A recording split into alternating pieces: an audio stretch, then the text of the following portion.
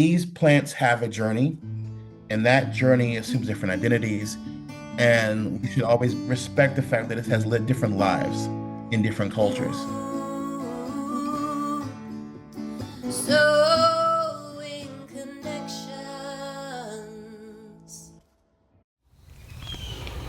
Every seed has a journey. As seeds move across landscapes and generations, they become part of new communities, new traditions, and new stories, while still carrying traces of where they've been before. Seeds connect us to the people who grew them before us and the generations that will inherit them after us. Welcome to Sewing Connections, a podcast from Seed Savers Exchange. I'm your host, Melody, and I'm so happy you're here. In this first episode, Michael Twitty, food historian and author, explores what those journeys can teach us about food, culture, and history. He discusses culinary justice, movement of crops across continents, and why understanding stories of the seeds that we grow help us to understand ourselves and each other. After the interview, we'll share a story of Hoyt's Okra, an heirloom variety found in the Seed Savers Exchange collection, whose journey stayed a little bit closer to home. So, here's the conversation between Seed Savers Exchange Executive Director Mike Bollinger and Michael Twitty. At Seed Savers Exchange, we spent a lot of time thinking about seeds as carriers of history. Thinking about things like migration and adaptation, memory, labor, culture. Your work has explored those same themes through foodways and crops and ancestry. So this feels like a really natural conversation for us to have. I wanted to start, if I could, with a phrase that you often use, culinary justice. For listeners that care about heirloom seeds and gardening, food traditions, can you talk about what culinary justice means and maybe a little bit about what that looks like in practice? I learned about food justice after social justice, and that came as a result of meeting Bryant Terry.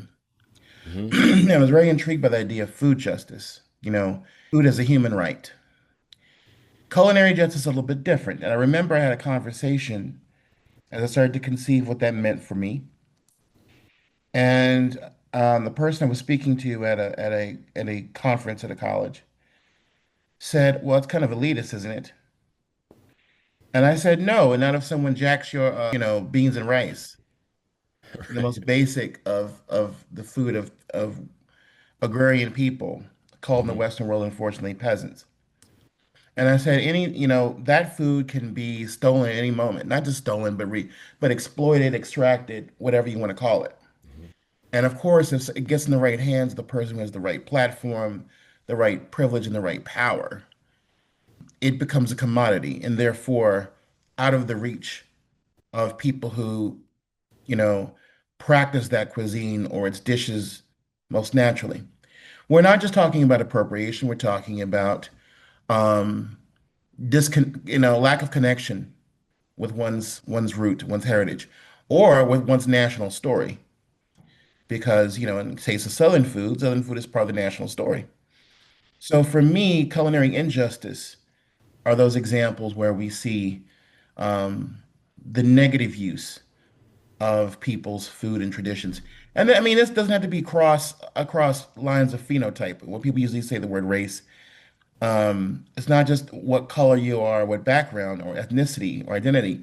It can also be within a country. There's appropriation of certain things, saying, "Oh, hey, this is us," but at the same time, beating back that us. So feijoada is a national dish of Brazil, and yet anti-blackness, despite the fact that Brazil is much more in touch with its African roots than the United States is, that anti-blackness still persists in so many ways that are violent and exploitative and extractive. So culinary justice as a practice means that that people have the full ability to utilize to their benefit their cuisine, their food culture, their food ways for their further and forward development and growth. And that could mean both the community taking um, possession and power back, but it could also mean someone saying, "Hey, I realize that my roots are with." many, my roots have many taps. And so Yeah. therefore, I'm going to take this and this influence, this impulse and use it in a better way. It also exists in the fact that when we have heritage gardens, which I'm, a big proponent of many years, it means communities putting the seeds in the ground that represent the plants that represent the community, you know? So I guess what, for me, culinary justice takes many forms. It's sometimes easier to say what it isn't that it's culinary injustice than what it is. But that's because we have to have more people buy into the idea that there is you know, a need to recognize that even food has been a tool um, to empower and disempower at will. And it's the choices we make that can change it around. Food does not bring people together. Human beings with intention brings people together. Yes.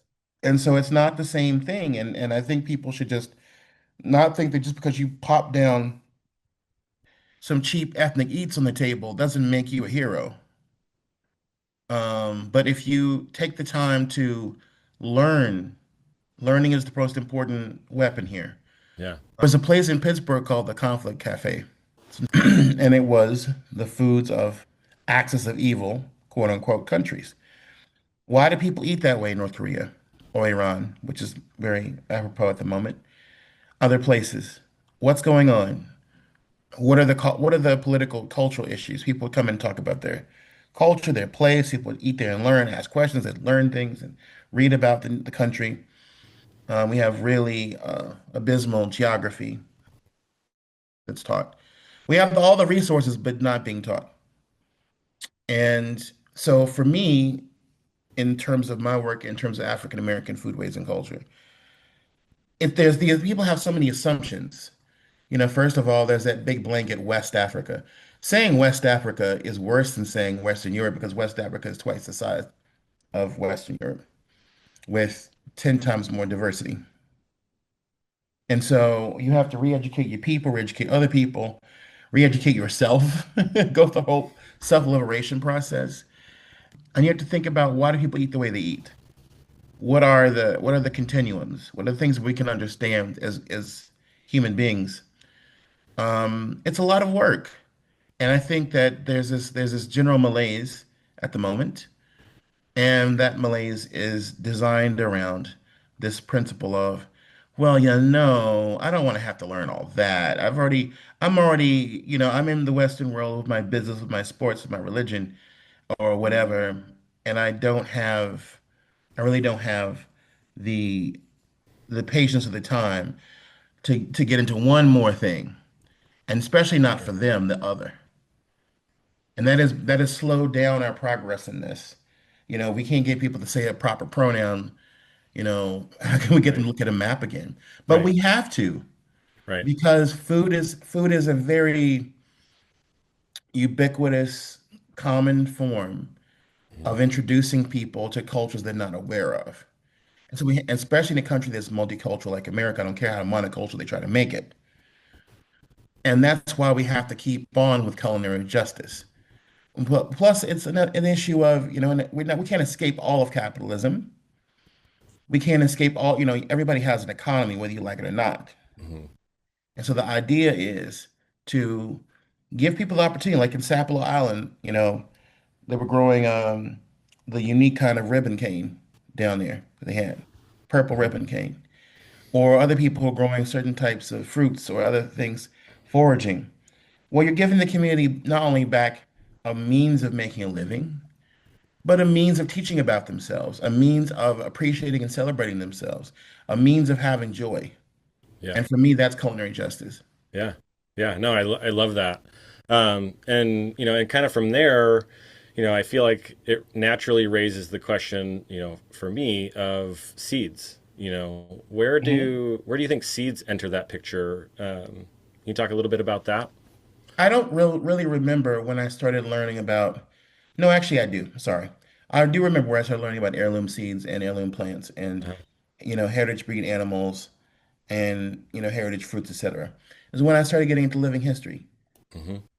And living history in and of itself is a way of approaching and mitigating traumas from the past, but also honoring our ancestors and honoring what people went through as a whole, learning about the ways of the past. But the trick is that when you see, you know, a guinea hog, or you see um, a bronze turkey, or you encounter, a Newton pippin apple, Hmm. or you have a Georgia rattlesnake watermelon, um, a pawpaw, an American persimmon, and especially Cherokee Trail of Tears bean, or a fish pepper. You are necessarily, or devil's claw, which is really old. What you're talking about is encountering a history and keys to an alternative history and life and experience. We don't we can choose not to depend on plants and things the way our ancestors did.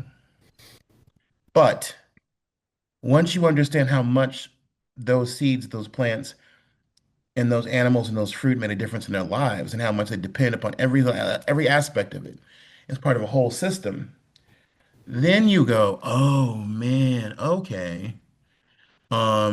This is a lot more intricate than I thought. No wonder I've heard certain stories or certain things been passed down to me. Those seeds carry the stories of forced migration, willing migration, Hmm. choices made at the last minute. And so this idea, oh, the past is dead. It's not. Just like we are an example of the human species persisting into the future, so are these plants. And these plants tell a story that, if we didn't have those stories, would be quite bland, to play on the pun.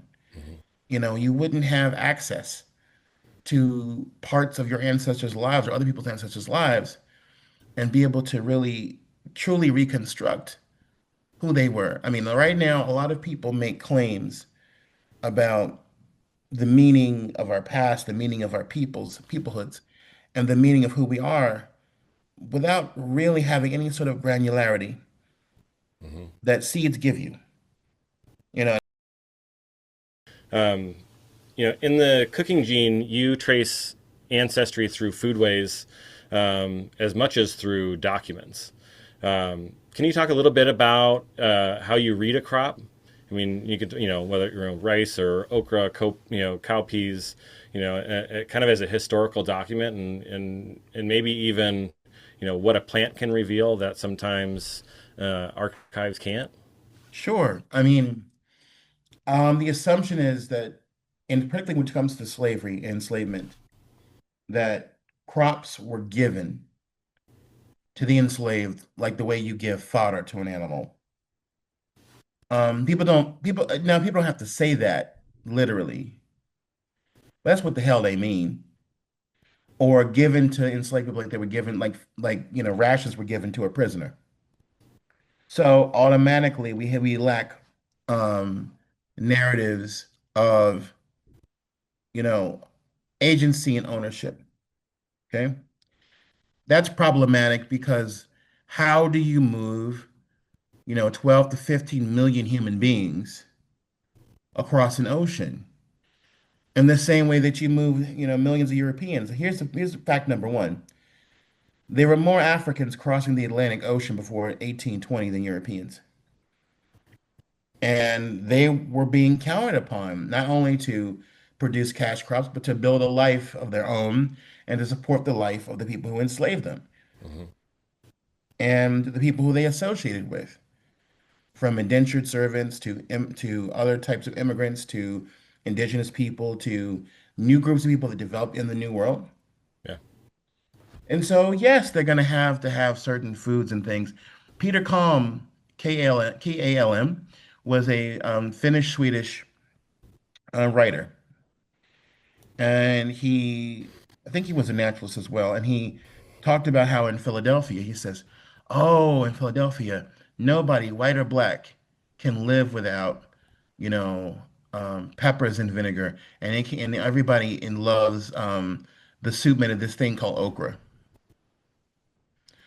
Well, that's the northern, maybe not the northern limit, it might be New York of okra. That's a whole story in of itself. So already you can know that Abomascus esculentus, sorry Latin folks, I pronounce it the way I pronounce it. Um, Starts off in northeastern Africa Hmm. through the migration happened when Sahara and the Sahel started drying up. A lot of West African peoples, ethnicities, have as part of their lore the idea of following the rivers, right? We also have to recognize people were living in a green Sahara 6,000 years ago, and then it started drying up probably between the time like 2,000 years. So we're talking about maybe the time we associate with ourselves versus the Romans, right? 2,000 years.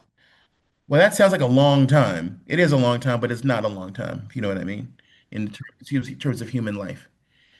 And so people started to leave this nursery, this human nursery, and push south and west. And the Niger River, the Niger Benue, the Volta, the Senegal River, all these rivers were basically highways of humanity.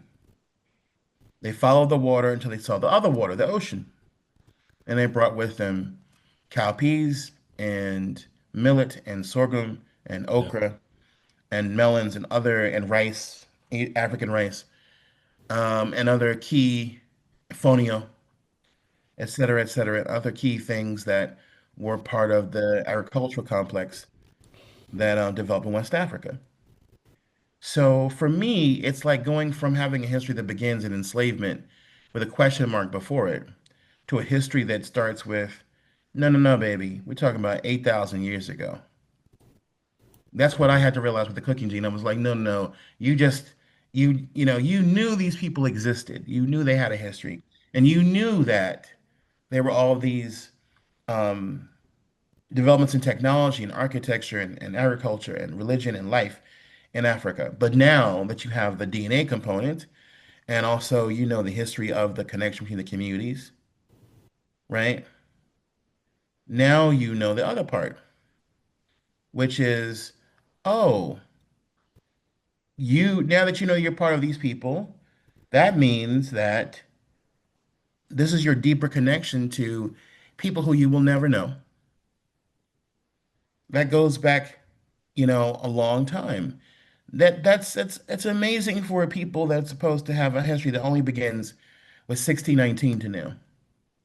I don't buy it, and it's enabled me to not buy into the idea that our ancestors are completely anonymous and ancient and unapproachable, and also that these plants helped other people thrive and succeed. They'd made people the equivalent of 18th century millionaires within two, three good crops.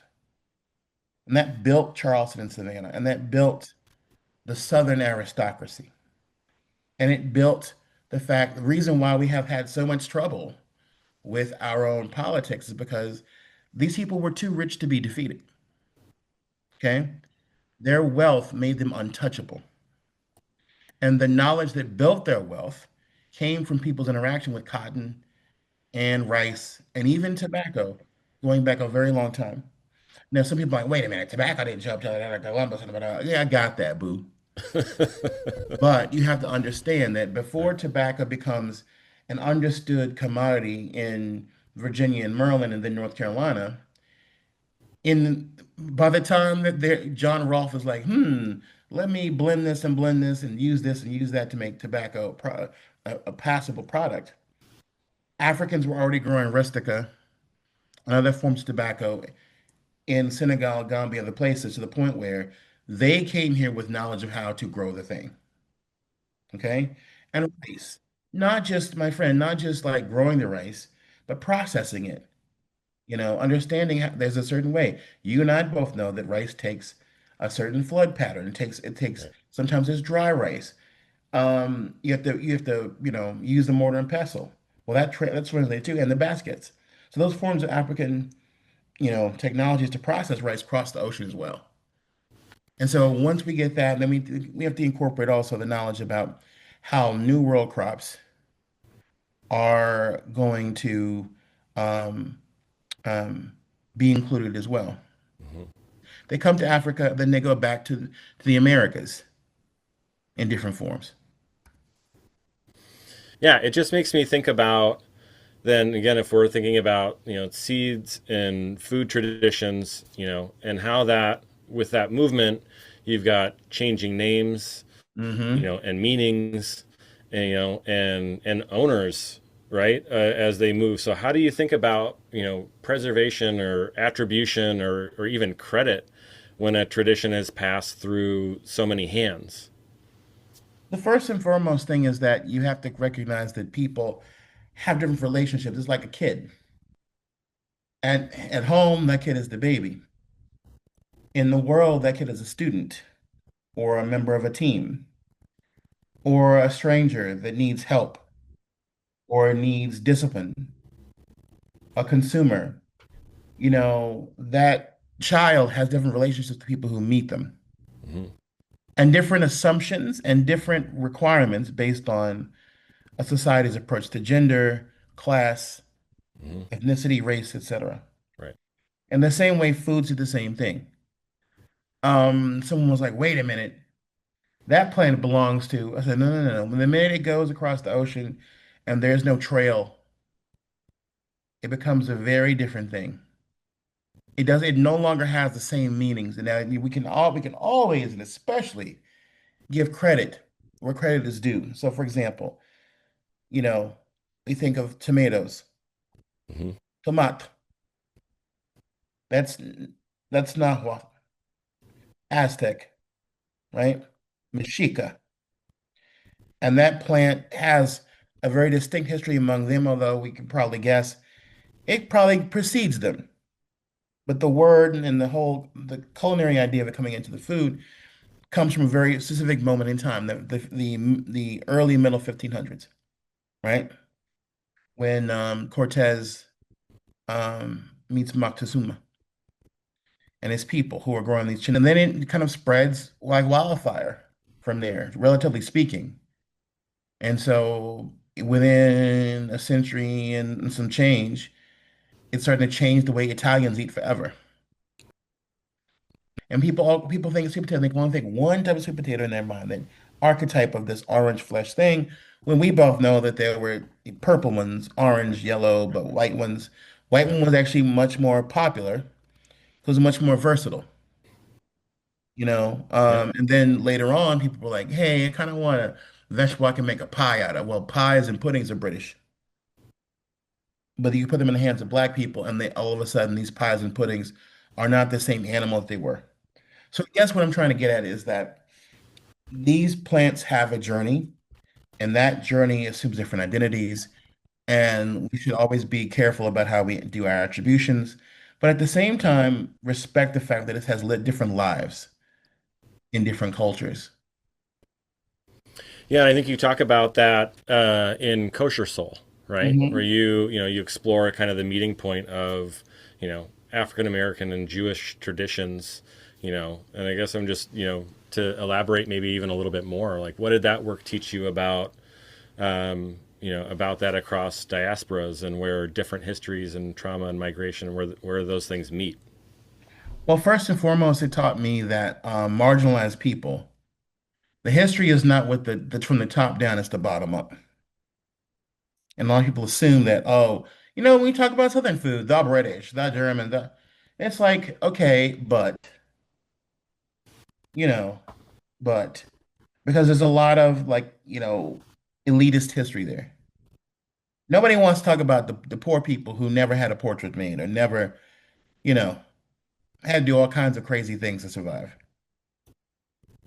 And so my point with Kosher Soul, because I am black and I am Jewish, is this idea that, the Jewish people and the African American people and people in the African diaspora, these are two diasporas that have only so much real power, but their cultural power is amazing and eminent and has a life of its own.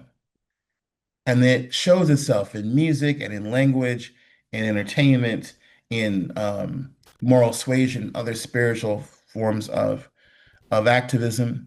and it shows itself in food, you know? Hmm. It's the deep frying of Sephardic Jews that comes to England that makes fish and chips, and it's a deep frying of West Africans that comes to the South and makes all sorts of things, from fried chicken to beignet to fried okra. And to understand why those cooking types came from these marginalized others into the mainstream is really important. But also to understand that these two communities have been interacting for a very long time. I mean, if you want to put it this way, the book of Exodus does not talk about just one type of people. It actually talks about the phrase an Erev Rav. And I explain in Kosher Soul that Rav, like Rabbah in Hebrew, means many, a multitude, a great number of. And Erev is the same word for evening, for mixture, for, a shade of this and a shade of that coming together, twilight, a dawn. So the concept is that there was a mixed multitude of people. Um, Egypt, Mitzrayim, the narrow place, because it was an empire, a significant power, had multiple types of people mixing and living. And if you watch the great Cecil B. DeMille's The Ten Commandments, not a historical document, but it's very powerful when they're leaving Egypt and you don't just see one type of people in that mix following Moses. So I'm trying to get across to people that from presumably 3,500 years ago to the present day, you have the interaction off and on of Jewish and African in Venn diagram, not in oppositional antipodes. Hmm. Yeah. I'm going to pivot here a little bit, if I may, because I could talk to you all day, but I know that we got to, keep this to a time and be respectful of your time. But I'm thinking about, the many of our listeners, excuse me, are gardeners, seed savers. A lot of them interested in growing crops connected to food traditions that you've written about. If someone is going to grow these crops in home gardens, how do they do that respectfully? Are there things that people should be learning, or a thought that should go into this before they plant? Does that come after? Um, It's the whole process. You're learning and you're listening and you're telling. I mean, anyone who says, you know what, this is where this comes from, and I learned more about the people I taught my children. That's fantastic. I mean, it really is not greater than that. I don't believe in, you shouldn't do this because you're there, unless it's a specific spiritual tradition in which you have some form of cultural initiation. But growing is different. And also extends to how you treat that people. Don't eat my food as an African descendant and then harbor anti-blackness. Work on your anti-blackness. right. That's built into our culture. Don't eat my food as someone who is Chicano, Mexican, Latino, and then disrespect the community and its humanity. We've said that. Don't eat my food and then turn around and throw me in a concentration camp. That is the simplest answer to that question. Yeah, Educate yourself, educate others, and have absolutely. respect. Yeah. I'm just thinking about the diversity of things that have come into Seed Savers Exchange over time, and we often talk so much about, the history of where these seeds have come from and our ability to be able to trace them back as far as we can. But if I'm going to tie that a little bit to the genetic diversity, that is within our food system as well. Do you think that we lose culture when we lose that genetic diversity in our food system too? Absolutely. I mean, I've had kids say things to me like, that isn't corn. Corn comes from a can. That hurts. But also, if we lose the idea that, oh, you realize that all these indigenous folks had hundreds of varieties of corn, squash, beans, sunflowers, specific root crops, Yeah. and those enable them to have, complete diet. is it created the food that feed 2/3 of the planet Earth. 100%. You have Yep. almost nothing from Northern Europe that feeds the planet. And with those crops comes mathematics and economics and religion and architecture and so on, so on, so on, so on, so on, so on. So many things. Yeah. So many things. But knowing, you know, agricultural or agrarian is the next level because then you have to respect climate and ecosystems, right? And habitats. It's no longer just about you. It's only sad if you think it's just about you. We have to do more about that. Like I said, I didn't know a lot of this until I started working living history. Yeah. And then also it's kind of made the attachment, the idea of, oh, my people would have had this because they were from this part of the South and they had this going on. Those who have knowledge of how seeds and plants change and grow and morph and develop have a really precious knowledge because apples need cold. Yep. And so as your climate changes, it becomes less cold. Where are those apples that have the genes that can survive greater heat? And that's just one tiny example. We have 1,000,001 seeds and varieties still, even though we've lost quite a bit. And this is not just Mhm. here, it's in the developing world where for millennia there was a diversity of varieties of rice or barley or whatever. And now it's been, kind of decimated. And so that work to sort of bring all that back is so much more monumentally heroic than ever was before. So I'm really curious. I mean, you've written incredible books. You're on podcasts all over the place. You've got your own blogs. You've got all of the cooking that you're doing. What can you talk a little bit about? What you're working on now? What's at your front So door I now? just finished and put out Recipes from the American South. It hasn't been a year yet that it's been out. It's been a couple, like 4 or 5 months. And that was a lot. It was a big project for me. I applied for a Guggenheim Fellowship to begin to catalog these historic foods and plants and sort of like provide a blueprint for the future. I'm starting my legacy work right now. I want people in the near future and distant future to not retrace. Technology has made us very lazy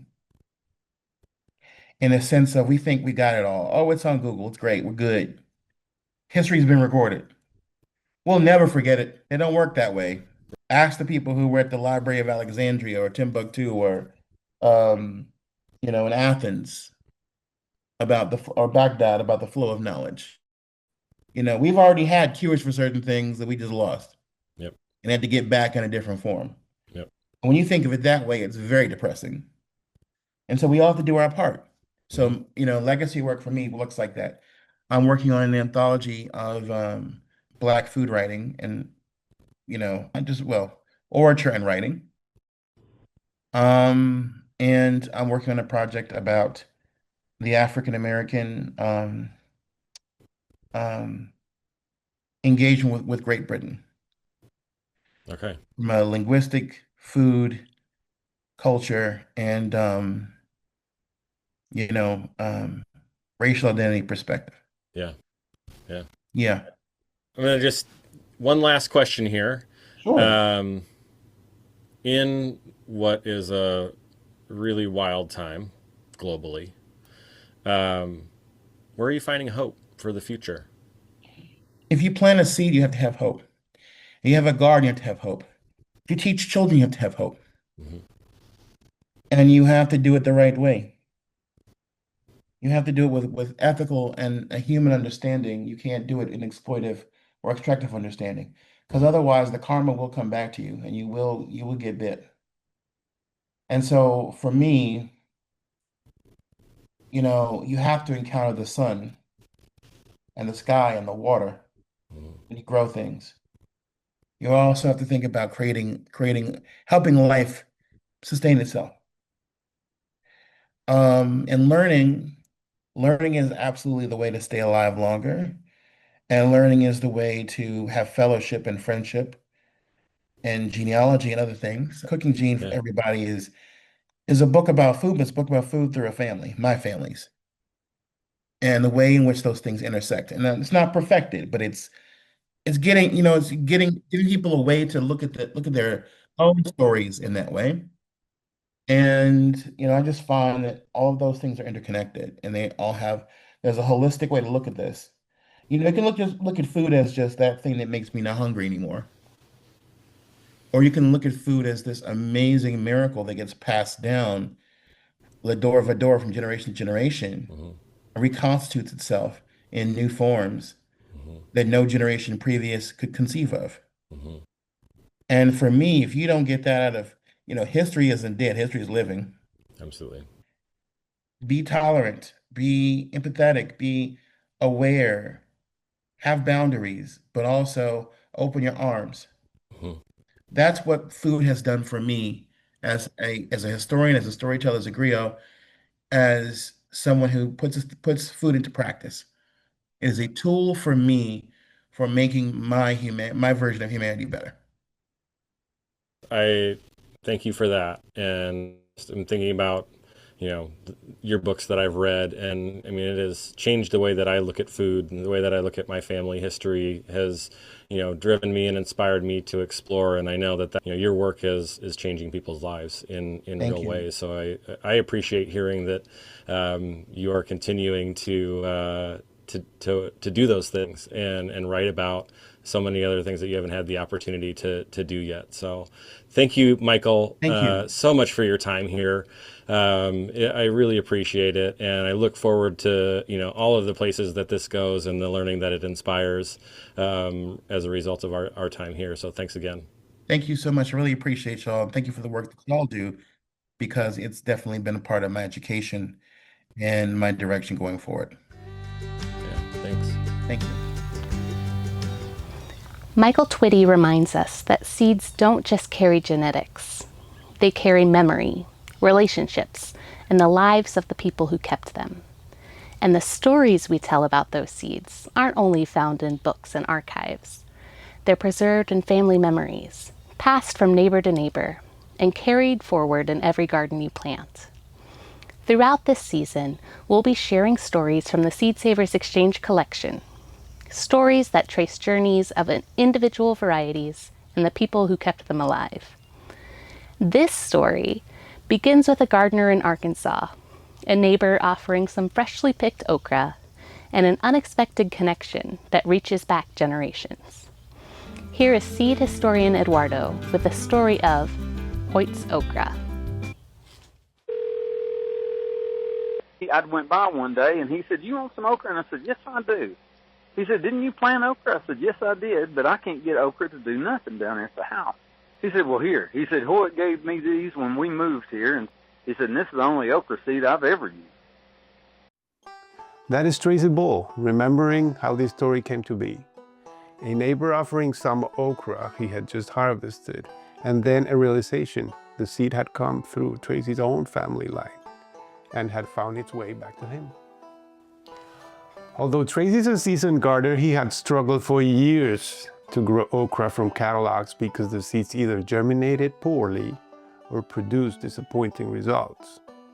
Then, one summer evening, Tracy's neighbor Jim Newton offered him some okra he had just picked, and Tracy accepted while mentioning almost casually that okra had never worked well in his garden. Jim's reply changed the story. Jim told Tracy that the okra seed had come to him when he moved into that community in the early 1970s, and that it had originally come from Tracy's own cousin. The simple version is that while Tracy had been looking outside for something that would work, the seed that did work had been nearby and connected to his own family line the whole time. This okra belongs to a very small community in Arkansas called Pleasant Grove, about 60 miles west of Little Rock. And that place matters, because this seed has remained in the same local orbit within the same extended family and community for a long time. So I feel very confident my grandpa grew this exact same okra, and I feel very confident that my great-grandpa grew this same kind of okra. Everybody had okra in their garden, and I feel pretty confident that it was all the same okra. So it's been going in the family since your family settled there, probably. Yeah, I mean, it could have been literally from the 1850s. It moved within one family: grandfather, uncle, cousin, then to a neighbor, and finally made it to Tracy. And now to Seed Savers Exchange. Tracy's uncle, Gerald Moore, had grown this okra forever, according to family memory, and Tracy could confidently date that stewardship to at least the mid-1960s.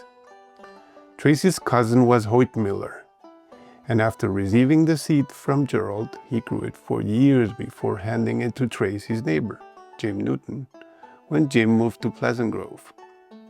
Jim planted it, saved seed every year, and for roughly 50 years used no other okra seed. Then, that summer evening, Jim handed it to Tracy, and that is how Hoyt's okra stayed alive. That's how this Arkansas seed became a part of the Seed Savers Exchange collection in Decorah, Iowa, and is now available for gardeners throughout the country.